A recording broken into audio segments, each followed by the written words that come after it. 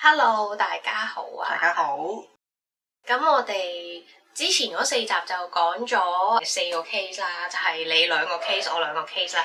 咁我哋點解唔講其他人嘅 case 住先呢？咁有一個原因就係我哋係盡量都想保障翻啲 client 啦，就唔想披露佢哋太多嘅個人資料啦。咁所以咧，我哋就親身用自己嘅 case 去分享咗先。咁但係用我哋第一身嘅感覺，亦都用翻治療師嘅角度去睇嗰啲 case 咧，其實就好豐富同好完整。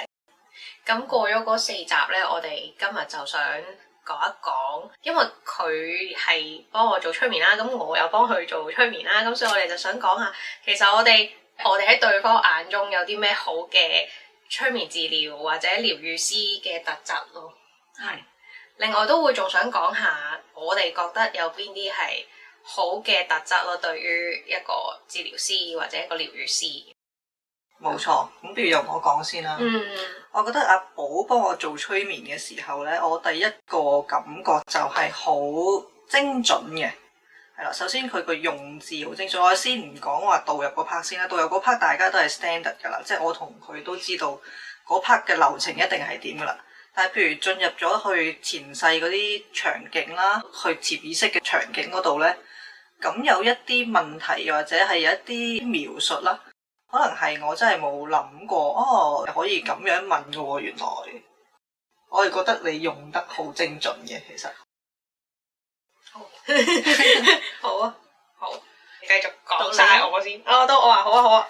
咁我又講下阿 Cass 有咩好啦。咁我好中意嘅 Cass 咧，嗰個聲啦，好好聽嘅，好柔和，好舒服，好慢，本身把聲咧都令到你已經好放鬆咁樣啦，咁係咯，到你。我呢方面我係有啲要講多少少我把聲咧，我其實平時講嘅聲都係咁樣嘅，係慢嘅，係會令人眼瞓嘅。咁一個好處就係容易進入狀態咯，令到人放鬆一啲啦。咁至於阿寶嘅聲咧，就係會比較清晰。係啦，佢除咗用字精準之外咧，佢嘅聲咧係會相對於我嚟講咧，佢係活潑啲嘅。係啦，咁就可能一開始嘅時候有少少精神，但係聽下聽到慣嘅。係，同埋平日我講嘢嘅語速係相對快嘅。當然喺催眠嘅狀態，我盡量都會放慢同放細聲一啲嘅，但係就係本身我就係快啲咯。係好反映到你嘅個性，真係好活潑，好活潑，係好活潑嘅，係啊。今世嘅我好活潑，係。好，咁我再講下你有咩好嘅特質先。我好中意你係好慢同埋留白啊，即係整體嗰個速度咧，你係會俾好多留白嘅空間嘅。即係譬如果有做過量子催眠嘅朋友咧，可能你都會知就係咧，有時咧你聽到嗰個催眠治療師俾你嘅一個問題咧，你係裡面咧喺度撈緊咁樣噶，即係要啲時間去組織，或者要啲時間去揾翻啲資料啦，或者要啲時間去 feel 下究竟個內容係點樣轉換成語言講出嚟。咁咧阿 Cass 就好好嘅，佢會俾好多留白停頓嘅時間去等。實在又唔係個個治療師都做到嘅，即係有啲會其實頂唔順呢一個唔講嘢嘅狀態好耐，用頂唔順好似唔係幾好。即係總之有啲治療師係冇辦法等一個咁長嘅時間啦，佢就會忍唔住係咁講嘢㗎啦咁咯。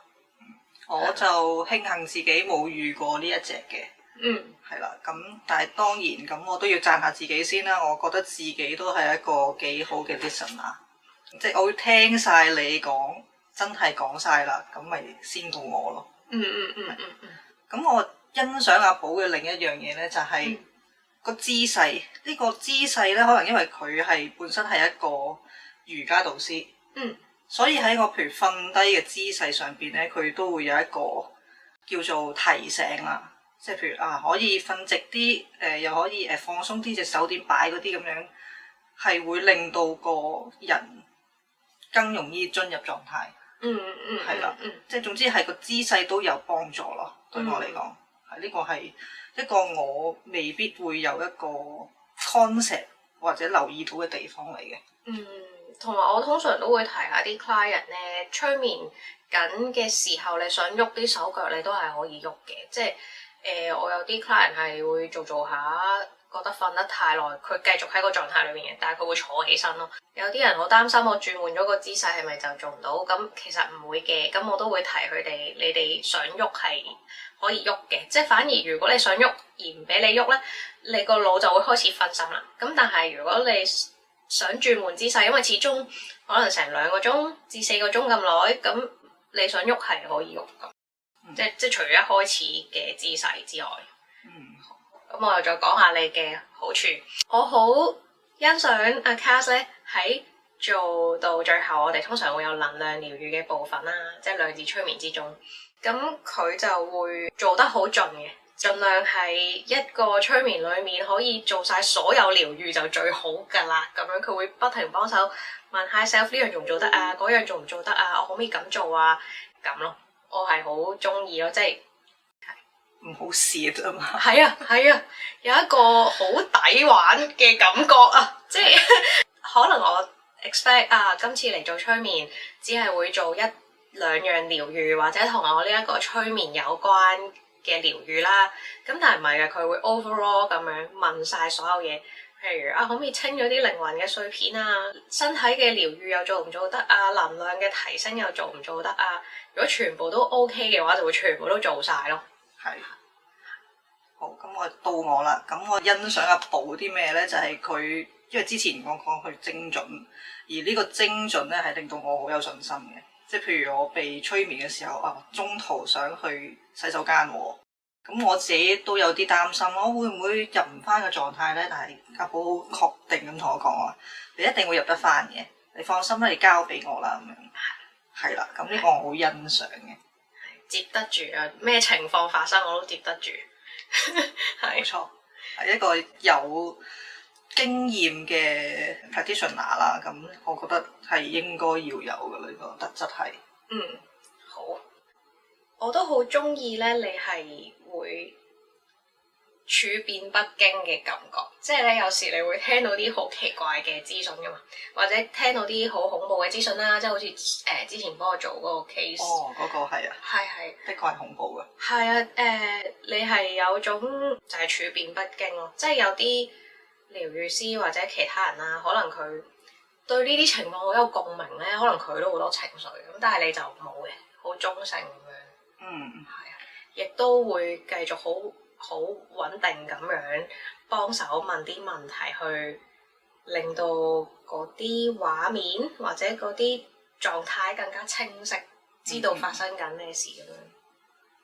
呢樣特質你都有嘅。多謝。你都有嘅，咪因為咁講啦，我哋幫人做催眠嘅時候，咁其實我係一個局外人嚟嘅啫嘛。我哋係用一個你 CCTV 嘅角度。CCTV 嘅角度去睇翻嗰件事，我哋唔會帶有自己嘅想法同情感入去嘅。呢個係一個專業，無論咩界別嘅人啦，專業嘅人都應該有嘅特質嚟嘅。係啊。或者係我自己就會好 bear in mind，我係一個管道嚟嘅啫，即係我係幫個事主啦，更加 picturize， 更加清楚個成件事係發生咩事，所以我要問清楚晒啲時地人事感受咁咯，我會覺得係咁。係啊，因為點講咧？因為始終嗰個唔係我哋嘅事，係啊，嗰個係client嘅事，佢嚟都係釐清自己過往世嘅經歷啦，或者佢而家 struggle 緊啲乜嘢啦？呢啲我哋係去幫手釐清，而唔係去做一個 judgment 咯。係，呢個好重要，我覺得保持呢份客觀都好重要。我哋不如直接就講下，就直接講下覺得咩特質係好啦，即係好似啱啱呢個 point 咁樣啦，我哋就係講緊覺得保持客觀係好嘅，同埋仔細咁樣問清楚晒啲細節係好嘅。咁仲有咩你覺得係緊要？作為一個催眠治療者，或者係一個療癒者，或者係帶領量子催眠呢個領導嘅人，咁講啦，點解我哋唔會受到他人嗰個前世經歷影響或者情緒影響咧？係因為我哋本身自己都有幫自己做一啲調整嘅功課嘅。係啦，我哋係會不斷咁，即係譬如我遇到一啲事，可能有一啲情緒出咗嚟，咁我咪直面嗰件事，然之後面對翻嗰個情緒，然之後去處理佢或者去消化咁樣咯。因為我哋本身都會做呢啲功課。咁所以可能我哋帶住嘅情緒會比一般冇做功課嘅人少啲，咁就冇咁容易受牽動嘅。呢個係我哋日常修行嘅問題啦，即係我哋日常面對自己嘅課題嘅，即係我哋都積極嘅。我覺得我哋兩個都係好積極去解決問題嘅人嚟嘅，係啊。咁就係因為咁樣，所以我覺得一個專業嘅療癒師都應該係有呢一個態度，去好積極面對翻自己嘅嘢咯。我唔會話因為我做緊呢個量子催眠而話俾你聽我冇問題，呢個唔 make sense。係，但係我哋會好正面咁面對自己嘅問題咯。你咁樣講咧，我就會好想補充，即係其實我哋繼續係生存同生活喺呢一個 dimension 喺呢一個人世當中，即係每一日當然會有好多唔同嘅問題或者事情發生啦，即係未必每一日啦，但係人生總會有啲嘢發生，即係我哋唔會話成為咗一個鍾意身心靈類嘢嘅人就變得順風順水，問題照樣會出現，要發生嘅嘢都會發生，但係就係我哋處理事情嘅方法多咗啦，即係除咗理性、感性，我哋仲有靈性。或者係三樣嘢溝埋嘅時候咧，會處理得快咗啦、好咗啦，同埋唔會咁困擾。係，我覺得冇咁困擾嘅，真係。係方法多咗咯，真係。你除咗向呢個非靈性嘅朋友去尋求指導，亦都可以有靈性朋友一齊去協助或者陪伴咁樣咧，或者直接揾 Higher Self 呢個朋友去處理咁。係啦，呢個都係一個非常可靠嘅渠道嚟嘅，最可靠咁咯。係啊，同埋就係我覺得保持客觀都緊要嘅，即係嗰個客觀係即係除咗做 case 啦，即係生活人生嘅態度上面，我而家多咗好多方法，咁我可以喺同一個問題上面用唔同方法去審視我應該點樣處理，或者同一個事情上面我唔同層面都處理咁樣，咁就唔淨係話我一定要頭腦解決，我一定要同人哋有衝突，或者我一定要投訴佢咁樣，譬如咁樣講啦。咁但係其實可能同樣嘅事情對應內在，我有咩要處理咧？我點解會 echo 到呢樣嘢咧？咁樣即係宏觀地、客觀地多咗好多方法咁樣咯。